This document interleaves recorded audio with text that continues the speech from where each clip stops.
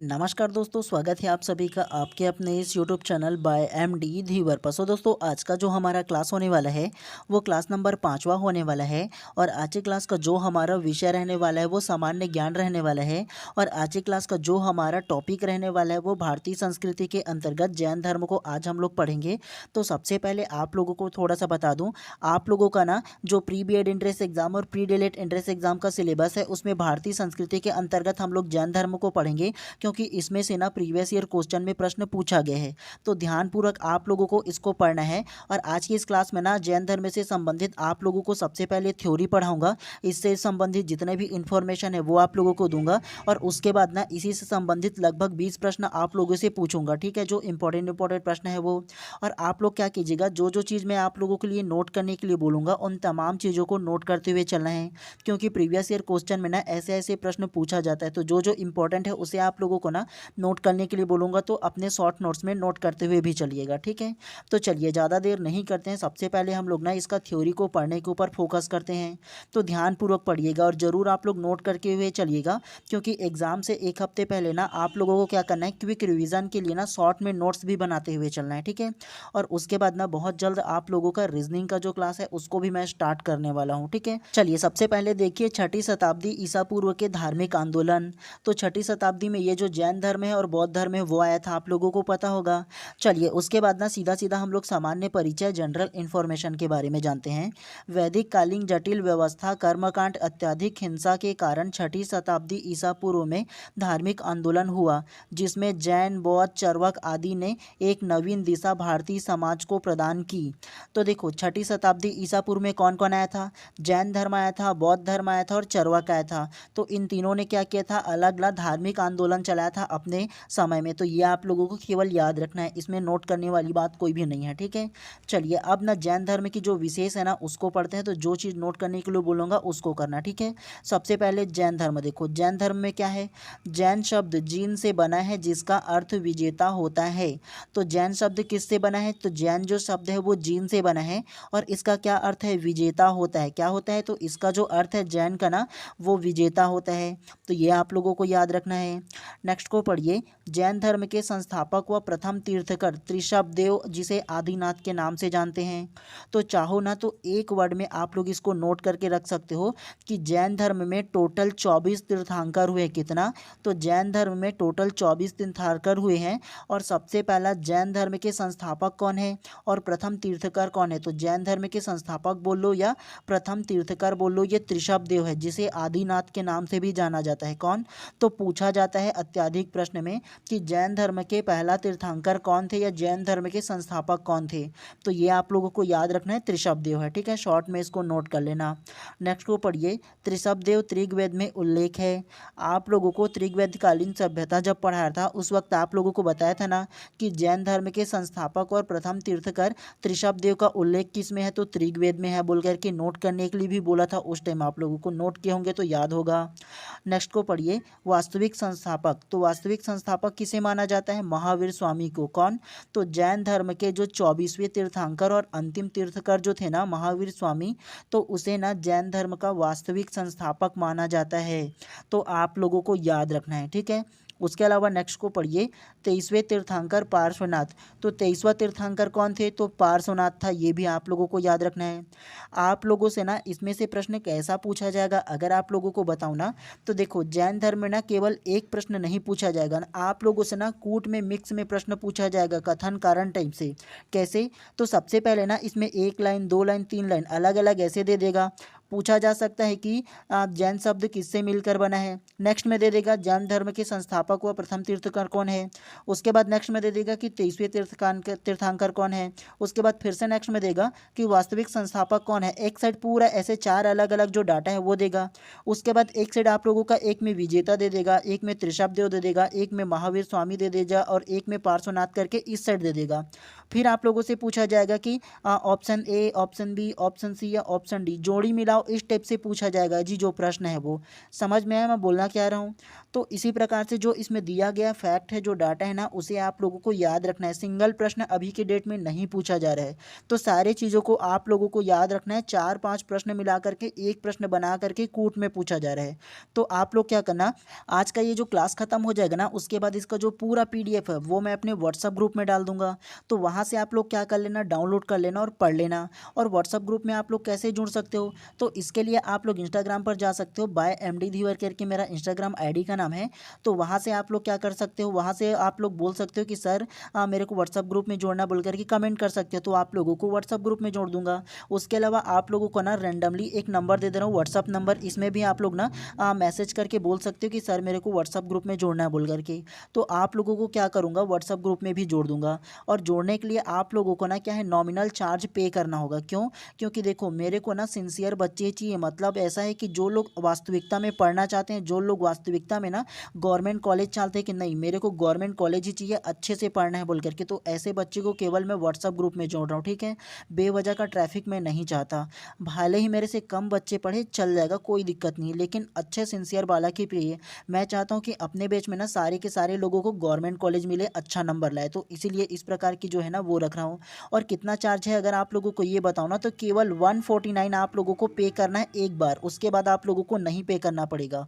और उसके बाद ना जितना भी PDF रहेगा ना, चाहे वो हिंदी का हो, इंग्लिश का हो, आप लोगों का सामान्य ज्ञान का हो, चाहे वो हाल ही में स्टार्ट करूंगा रीजनिंग का, तो सारे का PDF आप लोगों का विथ आंसर प्रोवाइड करूंगा, तो इसके लिए है। ठीक है, चलिए अब हम लोग ना पढ़ने के ऊपर फोकस करते हैं, बाकी इन्फॉर्मेशन आप लोगों को बाद में दे दूंगा। ठीक है, चलिए इसके बाद पढ़ने के ऊपर फोकस करते हैं 24वें एवं अंतिम तीर्थंकर महावीर स्वामी के बारे में। तो सबसे पहले महावीर स्वामी का जन्म दिया है, तो जन्म कब हुआ था महावीर स्वामी का, तो 540 ईसा पूर्व में हुआ था। और आप लोगों को ईसवी और ईसा पूर्व के बारे में पहले अपने क्लास में भी बता दिया हो ना, कि ईसा मसीह के जन्म के पहले को क्या कहा जाता है, उसका सन को, पहले वाला सन को, तो उसको कहा जाता है ईसा पूर्व कहा जाता है। और ईसा मसीह के जन्म के बाद वाला जो सन है ना, उसको क्या बोलेंगे, ईसवी बोला जाता है। और ये जो ईसा मसीह के जन्म से पहले वाला जो सन है ना, वो उल्टा चलेगा। ठीक है, मतलब 540 से फिर धीरे धीरे कम होते जाएगा, और उसके जन्म के बाद वाला जो सन रहेगा वो बढ़ते क्रम में रहेगा। तो इनको आप लोगों को ध्यान रखना है, आप लोग कंफ्यूज नहीं होना है। ठीक है, तो महावीर स्वामी का जन्म कब हुआ था, तो 540 ईसा पूर्व में हुआ था। जन्म स्थान कौन सा था, कुंडलग्राम, वैशाली, वज्जी महाजनपद, बिहार में हुआ था। कहाँ, तो शॉर्ट में आप लोगों को याद रखना है, कुंडलग्राम वैशाली में हुआ था जन्म जो है महावीर स्वामी का। पिताजी का क्या नाम था, तो सिद्धार्थ था पिताजी का नाम। आप लोगों को ना जब बौद्ध धर्म भी पढ़ाऊंगा ना, तो कंफ्यूज आप लोगों को नहीं होना है, दोनों को कंपैरिजन के थ्रू पढ़ाऊंगा। क्यों पता है, देखो इसमें ना महावीर स्वामी के पिताजी का नाम क्या है, सिद्धार्थ दिया है, लेकिन जब आप लोग बौद्ध धर्म में महात्मा बुद्ध को पढ़ोगे ना, तो सिद्धार्थ जो है ना वो महात्मा बुद्ध के जो पुत्र है ना उसका नाम रहेगा, तो कंफ्यूज उसमें आप लोगों को नहीं रहना है। ठीक है, तो महावीर स्वामी के पिता का क्या नाम था, तो सिद्धार्थ नाम था, जो क्षत्रिय वर्ण एवं ज्ञाता कुल के थे। माता का क्या नाम था, तो माता का नाम त्रिशला था, अथवा विदेह दत्ता था। क्या, तो त्रिशला था या विदेह दत्ता इसका नाम था उसकी माता का, जो लिच्छवी कुल की प्रमुख चेटक की बहन थी। पत्नी का क्या नाम था महावीर स्वामी का, तो यशोदा नाम था उसकी पत्नी का, जो कुंडली गोत्र की कन्या थी। बचपन का क्या नाम था महावीर स्वामी का, तो वर्धमान नाम था। उसके अलावा गृह त्याग कब किया था, तो 30 वर्ष की उम्र में। कब, तो 30 वर्ष की उम्र में उन्होंने क्या किया था, अपने घर को छोड़ दिया था। बड़े भाई नंदीवर्धन की आज्ञा पाकर क्या किया था, गृह त्याग दिया था, मतलब घर को छोड़ करके चला गया था। ज्ञान प्राप्ति कब हुआ था, तो 12 वर्ष तप करने के पश्चात 42 वर्ष की उम्र में, 30 + 12 = 42 दिया ना, तो 12 वर्ष तपस्या किया था, उसके बाद 42 वर्ष की उम्र में उनको क्या हुआ था, ज्ञान की प्राप्ति हुई थी उनको। ठीक है, नेक्स्ट को पढ़िए, जंभिका ग्राम त्रिजुपालिका नदी साल वृक्ष के नीचे कैवल्य ज्ञान की प्राप्ति हुई थी। तो महावीर स्वामी को जो ज्ञान की प्राप्ति हुई थी वो 42 वर्ष की आयु में हुआ था। कहाँ हुआ था, तो त्रिजुपालिका नदी के तट पर हुआ था। किस वृक्ष के नीचे हुआ था? तो वो साल वृक्ष के नीचे हुआ था। पूछा जाता है प्रश्न कि महावीर स्वामी को ज्ञान की प्राप्ति कब हुआ था, और उसके अलावा पूछा जाता है कि कौन से वृक्ष के नीचे प्राप्त हुआ था? तो साल वृक्ष के नीचे प्राप्त हुआ था, 42 वर्ष की उम्र में प्राप्त हुआ था। तो ये आप लोगों को याद रखना है। और उनको जो ज्ञान प्राप्त हुआ था उसे क्या कहा जाता है? तो कैवल्य ज्ञान कहा जाता है। ये भी आप लोगों को याद रखना है। इसके बारे में विशेष करके दिया है, इसको पढ़िए। ज्ञान प्राप्ति के पश्चात महावीर को जितेंद्रिय नारायण कहा गया। तो ज्ञान प्राप्ति के पश्चात महावीर स्वामी को क्या कहा गया? जितेंद्रिय नारायण कहा गया। तो ये आप लोगों को नोट करके रखना है शॉर्ट में आप लोगों को, ठीक है। चलिए इसके बाद ना अन्य नाम करके दिया है महावीर स्वामी का, इसको पढ़ते हैं। आर्ह योग्य नाम है, निर्ग्रोध भी बोला जाता है, बंधन रहित जिसका अर्थ होता है, जीन भी कहा जाता है, कैवलिन कहा जाता है, सर्वज्ञानी भी कहा जाता है। तो ये तमाम नाम को भी याद रखना है। प्रथम उपदेश उन्होंने क्या दिया था और कहाँ दिया था? तो प्रथम उपदेश जो है वो ना राजगृह में दिया था। कहाँ? तो प्रथम जो उपदेश है वो राजगृह के विपुलांचल पर्वत पर दिया था, ठीक है। वाराकर नदी के किनारे दिया था। किसका? तो वाराकर नदी के किनारे दिया था। ये भी आप लोगों को याद रखना है। ये जो प्रश्न है ना वो बहुत ज़्यादा पूछा जाता है कि महावीर स्वामी ने प्रथम उपदेश किस भाषा में दिया और कहाँ दिया था, ये पूछा जाता है। तो राजगृह में दिया था। कौन से पर्वत पर दिया था? तो विपुलांचल पर्वत पर दिया था और वाराकर नदी के किनारे दिया था। तो ये भी आप लोगों को ध्यान रखना है, ठीक है। चाहो तो नोट करके रख लीजिएगा आप लोग इसको। प्रथम शिष्य कौन था? तो जमाता था। कौन? तो प्रथम शिष्य जो था ना वो जमाता था, जिसे जमाली के नाम से जानते हैं, और ये इनका दामाद था। कौन? तो जमाली जो है ना वो महावीर स्वामी का दामाद था, जिनका नाम जमाता या जमाली था। प्रथम शिष्या करके दिया है वो चंदना था। कौन? तो प्रथम शिष्या करके दिया है वो चंदना नाम का था, शिष्या जो है वो। उसके अलावा उपदेश की भाषा कौन सा था? तो उपदेश की जो भाषा है ना वो प्राकृत था। क्या? तो उपदेश की जो भाषा था वो प्राकृत था, जिसे अर्धमागधी भी कहा जाता है। तो इसको भी आप लोगों को नोट करके रखना है। महावीर स्वामी की जो उपदेश की भाषा है वो प्राकृत है, पूछा जाता है इसमें से भी। उसके बाद मृत्यु या निर्वाण कब हुआ था? तो 468 ईसा पूर्व जीवन काल के 72 वर्ष में राजगृह के समीप पावापुरी में मल्ल राजा सस्तीपाल के राजप्रसाद में निर्वाण प्राप्त हुआ है। तो ये आप लोगों को याद रखना है, 468 ईसा पूर्व में हुआ था, ठीक है। और कितना एज था उस वक्त उनका? तो 72 वर्ष उनका एज था। कहाँ उसका निर्वाण प्राप्त हुआ है? तो राजगृह के समीप जो है ना पावापुरी नामक स्थान, तो वहाँ ना उनको मृत्यु हुआ था, मतलब निर्वाण हुआ था। तो ये आप लोगों को याद रखना है। चाहो तो इसको भी नोट कर लेना, अधिकतर पूछा जाता है। और आप लोगों से इसमें से कैसे प्रश्न पूछा जाएगा? तो सेम कूट में भी इसमें भी पूछा जाएगा, अलग अलग करके उसका अन्य नाम दे देगा, या उपदेश दे देगा, या प्रथम शिष्य दे देगा, उपदेश की भाषा दे देगा और निर्वाण दे देगा। एक सेट फिर ये जो डाटा है वो दे देगा। उसके बाद पूछा जाएगा कि आप सही जोड़ी में मिलाइए बोल करके। तो आप लोगों को केवल एक नंबर, मतलब एक सिंगल क्वेश्चन टाइप से आप लोगों को नहीं पढ़ना है, ठीक है। सिंगल क्वेश्चन में बहुत सारा क्वेश्चन को ऐड करके अब दिया जाएगा, तो आप लोगों को ना मल्टीपल टाइप से पढ़ते हुए चलना है, ताकि सारा चीज़ जो है ना वो याद रहे। और आप लोगों को इसका पीडीएफ तो प्रोवाइड करूंगा ना जी, तो दोबारा इसको क्या करना, अच्छे से और एक बार पढ़ लेना और खुद से क्या है प्रैक्टिस कर लेना एक बार पढ़ करके और अच्छे से, ठीक है। तो क्या होगा, आप लोगों का ना दोबारा अच्छे से तैयारी हो जाएगा। तो इसीलिए आप लोगों को ना पीडीएफ में प्रोवाइड कर रहा हूँ। उसके अलावा एमसीक्यू सीरीज़ का भी पीडीएफ आप लोगों को दूंगा विथ आंसर के साथ, तो दोबारा आप लोग प्रैक्टिस कर सकते हो अच्छे से। चलिए उसके बाद ना पंच महाव्रत करके दिया है, इसको ध्यान से पढ़ते हैं। सत्य, अहिंसा, आस्तेय, अपरिग्रहण, ब्रह्मचर्य, 4 व्रत को पार्श्वनाथ द्वारा तथा 5वां व्रत को ब्रह्मचर्य को महावीर स्वामी द्वारा शामिल किया गया है। तो आप लोगों को याद रखना है कि सत्य, अहिंसा, आस्तेय, अपरिग्रहण, ये 4 जो महाव्रत है ना, मतलब 4 प्रकार के जो व्रत है ना, उसे पार्श्वनाथ ने दिया था। और अंतिम जो व्रत है ना ब्रह्मचर्य, तो इसे महावीर स्वामी ने दिया था, जो 24वें तीर्थंकर थे जैन धर्म के। तो ये आप लोगों को याद रखना है। नेक्स्ट को पढ़िए। पंच अणु व्रत के रूप में गृहस्थों हेतु पंच महाव्रत के नियम को शिथिलता किया गया। उसके बाद नेक्स्ट को पढ़िए। स्यायवाद, अनेकांतवाद, सप्तभंगीय, सत्य की सापेक्षता का सिद्धांत। तो ये जो 5 अणु व्रत जो दिया है ना, उसमें से 3 ये वाला है। उसके अलावा 2 कायाक्लेश, संलेखना और संथारा, अन्य नाम समाधि मरण, तो ये इसमें दिया गया है। तो ये पंच अणु व्रत के अंतर्गत आ जाएगा। चलिए उसके बाद जो मुख्य इंपॉर्टेंट है ना, जिसमें से अधिकतर प्रश्न पूछा जाता है, वो ये वाला जो डायग्राम दिया है ना, वो हो जाएगा जैन संगीतियाँ। तो जैन धर्म में प्रमुख 2 प्रकार की ही संगीतियाँ हुए, मतलब 2 ही संगीतियाँ हुआ है। प्रथम संगीति किसके काल में हुआ है? तो सबसे पहले प्रथम संगीति जो हुआ उसका जो स्थान है वो पाटलिपुत्र बिहार में हुआ था। किस वर्ष हुआ था? तो 322 ईसा पूर्व में हुआ था। कब? तो 322 ईसा पूर्व में प्रथम जैन संगीति हुआ था। किसके शासनकाल में हुआ था? तो चंद्रगुप्त मौर्य के शासनकाल में हुआ था। अध्यक्ष कौन था? तो स्थूलभद्र जो है वो इसके अध्यक्ष था। उसके अलावा परिणाम क्या निकला?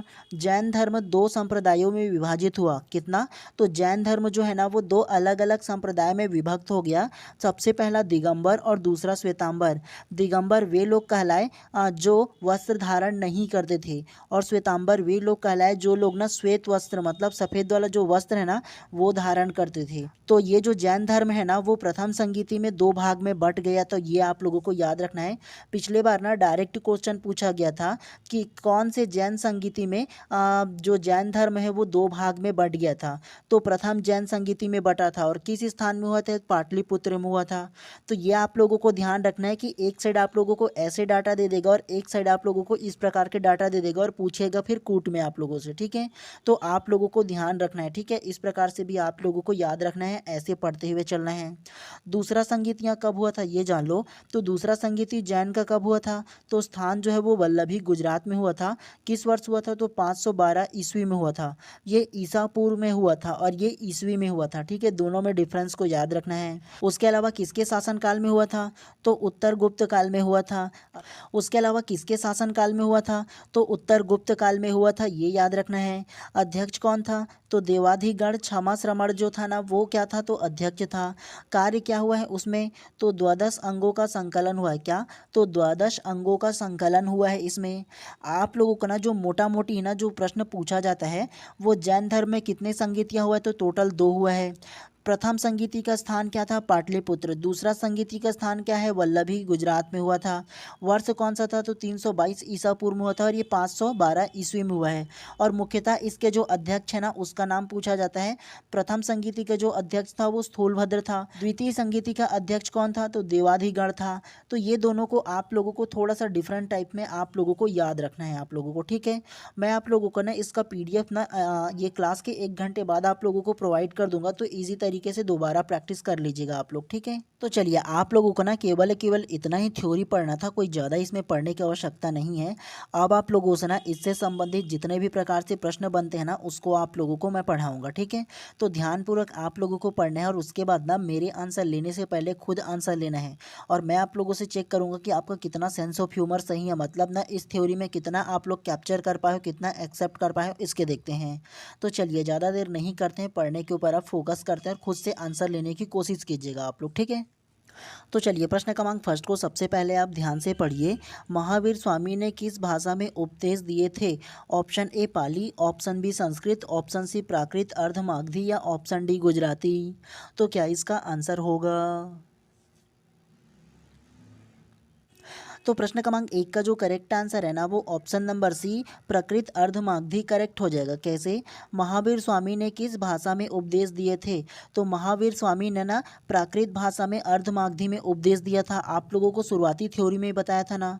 तो इस प्रकार से प्रश्न क्रमांक 1 का जो करेक्ट आंसर होगा ना ऑप्शन नंबर सी जो है वो करेक्ट हो जाएगा, प्राकृत में दिया था।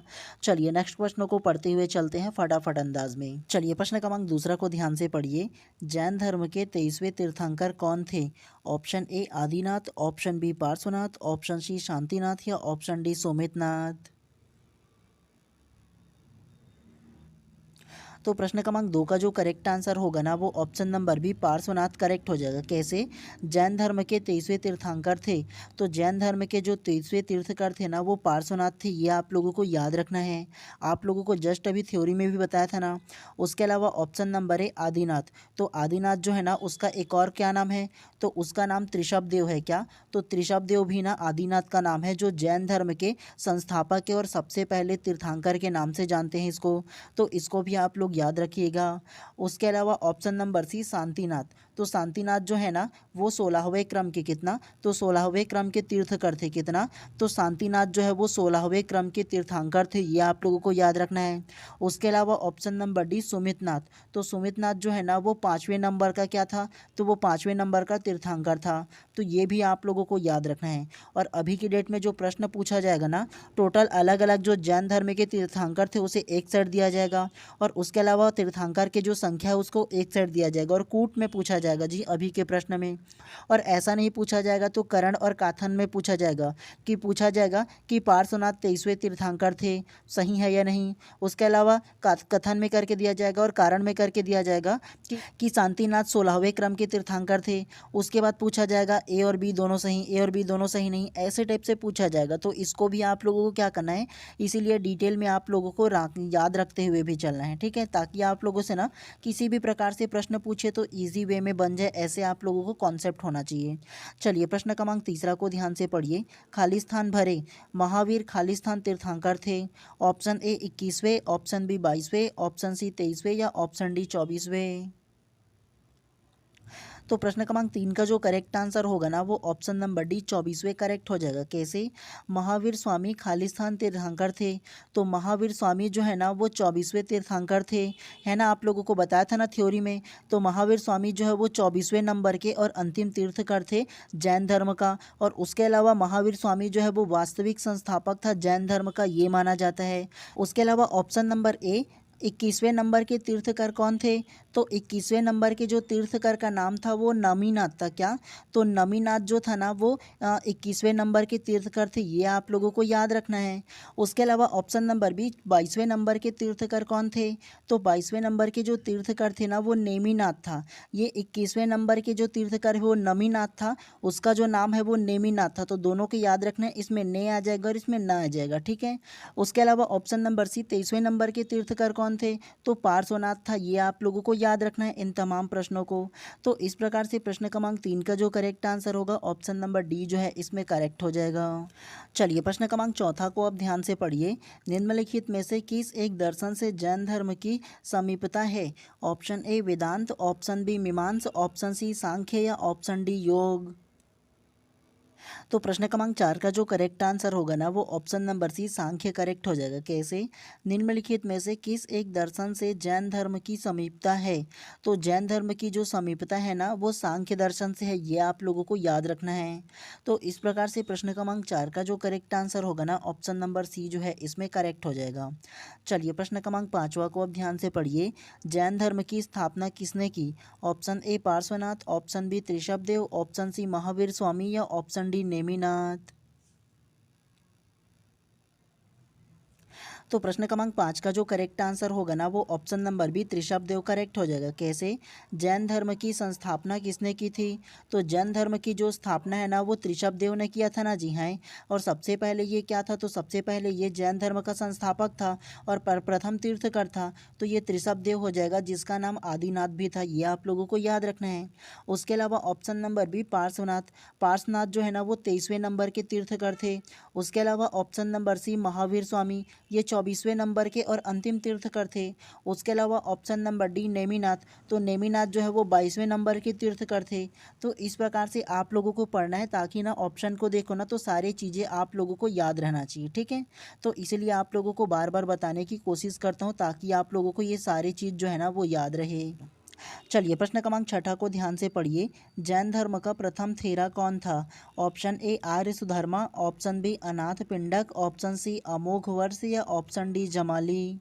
तो क्या इसका आंसर होगा। और थेरा का क्या मतलब होता है ये अगर आप लोगों को बताऊँ ना, तो थेरा का जो मतलब होता है वो वृद्ध या वरिष्ठ, मतलब अनुभवी जो साधु है ना, वो होता है थेरा का मतलब। तो क्या इसका आंसर हो सकता है, बताइए। तो प्रश्न क्रमांक 6 का जो करेक्ट आंसर होगा ना वो ऑप्शन नंबर है आर्य सुधर्मा करेक्ट हो जाएगा। कैसे, जैन धर्म का प्रथम थेरा कौन था। तो जैन धर्म का जो प्रथम थेरा था, मतलब सबसे वरिष्ठ जो साधु था ना, वो कौन था। तो आर्य सुधर्मा नामक जो व्यक्ति था वो प्रथम थेरा था, मतलब वरिष्ठ व्यक्ति था, ये आप लोगों को याद रखना है इसमें, ठीक है। कई जो प्रश्न होंगे ना वो आपके क्या है ना, आपके जो थ्योरी क्लास है उसमें भी नहीं रहेगा, लेकिन प्रश्न पूछा जाएगा। अगर आप लोगों को लगता है ना कि कोई भी नया प्रश्न है तो चाहो तो नोट करके रख सकते हो आप लोग, या केवल याद रखोगे तो फिर भी अच्छी बात है। लेकिन क्या है ना, हमेशा ये मत सोचना कि जो ना थ्योरी में पढ़ाया जाएगा ना केवल वही जो क्वेश्चन है वो पूछा जाए। अगर एग्जाम में ऐसा पूछा जाएगा क्वेश्चन तो क्या आप लोग उसका विरोध कर पाओगे, क्या नहीं ना कर पाओगे। और अभी का पैटर्न तो ऐसा है कि कहीं से भी कुछ भी पूछ दे रहे हैं। तो आप लोगों को जहाँ से हो सके ना, मतलब जितना ज़्यादा हो सके पढ़ने की कोशिश करना है सिलेबस वाइज। उसके अलावा सिलेबस से बाहर भी आप लोगों को थोड़ा बहुत उससे जो जो रिलेटेड टॉपिक होगा सारी चीज़ को पढ़ाते हुए हुए चलूँगा, ठीक है। चलिए प्रश्न क्रमांक 7वां को अब ध्यान से पढ़िए। बौद्ध और जैन दर्शन दोनों में निम्नलिखित में से कौन सा तत्व समान है? ऑप्शन ए ब्रह्मचर्य, ऑप्शन बी अपरिग्रहण, ऑप्शन सी निर्वाण या ऑप्शन डी अष्टांगिक मार्ग। तो प्रश्न क्रमांक 7 का जो करेक्ट आंसर होगा ना वो ऑप्शन नंबर सी निर्वाण करेक्ट हो जाएगा। कैसे? बौद्ध धर्म और जैन धर्म दोनों में निम्नलिखित में से कौन सा तत्व समान है? तो एक जो तत्व समान है ना वो निर्वाण समान है। जैन धर्म में ना क्या बोला गया है, जीवन का जो अंतिम लक्ष्य है वो निर्वाण अर्थात मोक्ष प्राप्त करना रखा गया है। ठीक उसी प्रकार से बौद्ध धर्म का जो अंतिम लक्ष्य रखा गया है वो निर्वाण प्राप्त करना रखा गया है, ठीक है। तो इस प्रकार से प्रश्न क्रमांक 7 का जो करेक्ट आंसर है ना ऑप्शन नंबर सी जो है वो करेक्ट हो जाएगा। जैन धर्म और बौद्ध धर्म दोनों का जो समान जो तत्व होगा ना वो निर्वाण प्राप्त करना हो जाएगा। चलिए नेक्स्ट प्रश्न को पढ़ते हुए चलते हैं। चलिए प्रश्न क्रमांक 8वां को ध्यान से पढ़िए कि इस जैन तीर्थकर का उल्लेख त्रिवेद में आता है। Option A Parshvanath, option B Trishabhnath, option C Ajitnath या ऑप्शन डी शांतिनाथ। तो प्रश्न क्रमांक 8वां का जो करेक्ट आंसर होगा ना वो ऑप्शन नंबर बी त्रिशभनाथ करेक्ट हो जाएगा। कैसे? कि इस जैन तीर्थकर का उल्लेख ऋग्वेद में आया। तो ऋग्वेद जब हम लोग पढ़ रहे थे उस वक्त आप लोगों को बताया था ना कि त्रिशभनाथ का जो उल्लेख है वो क्या किया था, वो ऋग्वेद में किया गया था, मतलब उसका जो उल्लेख है वो ऋग्वेद में मिलता है। तो ये आप लोगों को याद रखना है। उसके अलावा ऑप्शन नंबर ए पार्श्वनाथ कौन से नंबर का तीर्थंकर थे? तो वो 23वें नंबर का तीर्थंकर थे, ये आप लोगों को याद रखना है उसके बारे में। उसके अलावा ऑप्शन नंबर सी अजीतनाथ, तो अजीतनाथ कौन से नंबर के तीर्थंकर थे? तो वो आप लोगों का दूसरे नंबर का तीर्थंकर थे, ये भी आप लोगों को याद रखना है। उसके अलावा ऑप्शन नंबर डी शांतिनाथ, तो शांतिनाथ कौन से नंबर का तीर्थंकर था? तो शांतिनाथ जो है ना वो 16वें नंबर का तीर्थंकर था। तो ऐसे जितने भी नाम है ना सारे को आप लोगों को याद रखना है, ठीक है, एक बार तो ज़्यादा बेहतर होगा। तो इस प्रकार से प्रश्न क्रमांक 8 का जो करेक्ट आंसर होगा ना ऑप्शन नंबर बी जो है इसमें करेक्ट हो जाएगा। चलिए नेक्स्ट प्रश्न को पढ़ते हुए चलते हैं। चलिए प्रश्न क्रमांक 9वां को ध्यान से पढ़िए। स्यादवाद संबंधित है ऑप्शन ए चरवक से, ऑप्शन बी जैन से, ऑप्शन सी बौद्ध से या ऑप्शन डी सांख्य से। तो प्रश्न क्रमांक 9वां का जो करेक्ट आंसर है ना वो ऑप्शन नंबर बी जो है वो करेक्ट हो जाएगा, जैन से। कैसे? तो स्यादवाद संबंधित है, तो स्यादवाद जो संबंधित है ना वो जैन धर्म से संबंधित है, ये चीज़ आप लोगों को याद रखना है इसके बारे में। चलिए नेक्स्ट प्रश्न को पढ़ते हैं अब। चलिए प्रश्न क्रमांक 10वां को ध्यान से पढ़िए। समाधि मरण किस दर्शन से संबंधित है? ऑप्शन ए बौद्ध दर्शन, ऑप्शन बी जैन दर्शन, ऑप्शन सी योग दर्शन या ऑप्शन डी लोकयात दर्शन। तो क्या इसका आंसर होगा? तो प्रश्न क्रमांक 10 का जो करेक्ट आंसर होगा ना वो ऑप्शन नंबर बी जैन दर्शन करेक्ट हो जाएगा। कैसे? समाधि मरण किस दर्शन से संबंधित है? तो समाधि मरण जो संबंधित है ना वो जैन दर्शन से संबंधित है, ये आप लोगों को याद रखना है। मतलब ये है कि जैन धर्म में जीवन का अंतिम लक्ष्य क्या रखा गया है, तो समाधि या मरण रखा गया है। तो ये आप लोगों को याद रखना है इसके बारे में, ठीक है।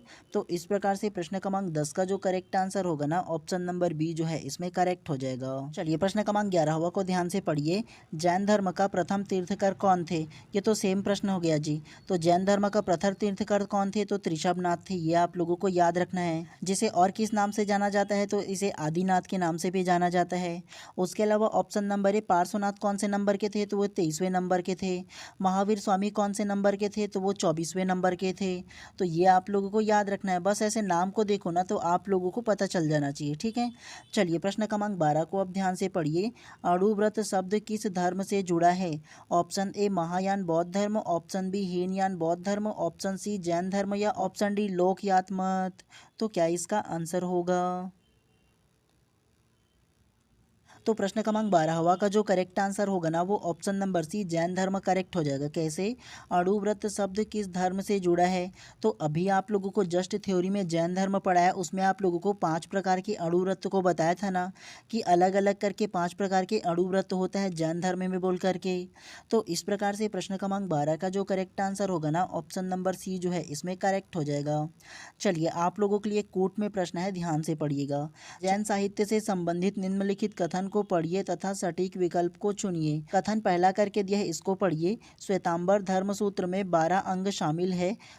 कथन दूसरा करके दिया है, श्वेतांबर परंपरा के अनुसार इन अंगों का संकलन वल्लभी में आयोजित एक धर्म सभा में किया गया था। ऑप्शन ए, कथन एक एवं कथन दो दोनों सही हैं। ऑप्शन बी, कथन एक गलत है लेकिन कथन दूसरा सही है। ऑप्शन सी, कथन एक एवं कथन दो दोनों गलत है। या ऑप्शन डी, कथन एक सही है लेकिन कथन दो गलत है।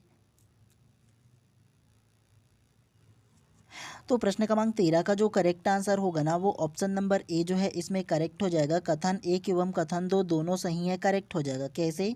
तो सबसे पहले कथन एक को पढ़ो। श्वेतांबर धर्मसूत्र में 12 अंग शामिल है। तो श्वेतांबर के धर्मसूत्र में 12 अंग शामिल है। आप लोगों को जब जैन संगीतिया पढ़ा था उसमें आप लोगों को बताया था ना कि 512 ईस्वी में जैन की द्वितीय संगीति हुआ था। तो बताया था ना आप लोगों को, और जिसमें कार्य करके लास्ट में दिया गया था द्विदश अंग का संकलन। तो द्विदश मतलब 12 अंग का संकलन हुआ था उसमें। तो ये इसमें करेक्ट हो जाएगा। और दूसरा कथन भी इसमें करेक्ट हो जाएगा। कैसे? श्वेतांबर परंपरा के अनुसार इन अंगों का संकलन वल्लभी में आयोजित धर्म सभा में किया गया था। तो ये भी इसमें करेक्ट हो जाएगा। जब द्वितीय जैन संगीति आयोजित किया गया था ना तो उसमें ये जो 12 प्रकार के जो अंग है ना श्वेतांबर धर्मसूत्र में, तो उसमें क्या किया गया था, उसमें आयोजन किया गया था, उसी में ना इसका जो संकलन है वो किया गया था। तो इस प्रकार से दोनों जो कथन है ना वो करेक्ट हो जाएगा इसमें।